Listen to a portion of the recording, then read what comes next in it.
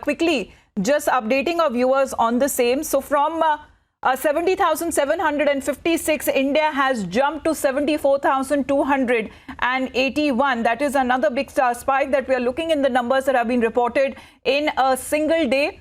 Casualties have also gone up from 2,293 to 2,415. Vikram is with us to further break down the details of the latest numbers that have been released. Vikram.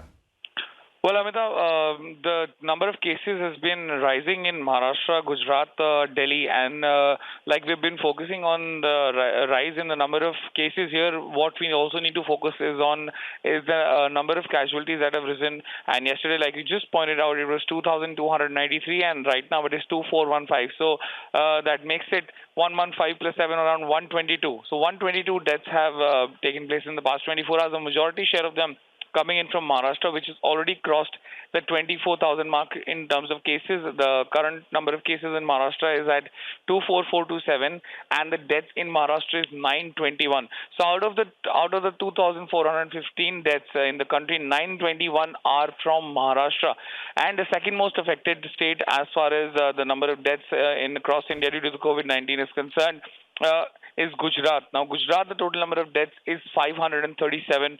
Madhya Pradesh, the death toll has crossed the 200 mark, and also a worrying picture, an extremely worrying picture in West Bengal, where there are just 2,173 cases, and the death toll is 198. Now, this death toll 198 is the one that has been given by the state government to the health ministry, and there's already been a lot of fight about the total number of cases or being underreported in West Bengal. So a picture of worry in West Bengal. So there are 3 to 4 states in the country which have death tolls in triple digits, which include Gujarat, Madhya Pradesh, Maharashtra, even Rajasthan and West Bengal. So these are states which have death toll in triple digits, and that is something that needs to be worried about. Andhra Pradesh has crossed the 2,000 mark in terms of cases, but the death toll is just 46.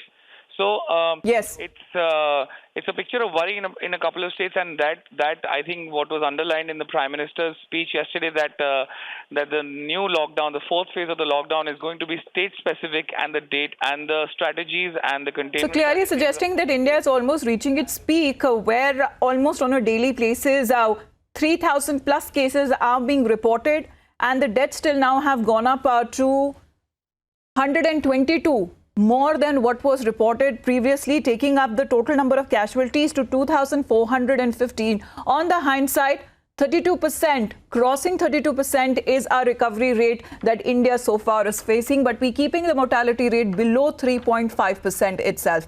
Vikram, thank you very much for the moment. So these are the total figures that have been just released on part of the Health Ministry. Another jump of more than 3,000 cases that we have reported in another day. That is today on Wednesday, the 13th of May. Let me go back.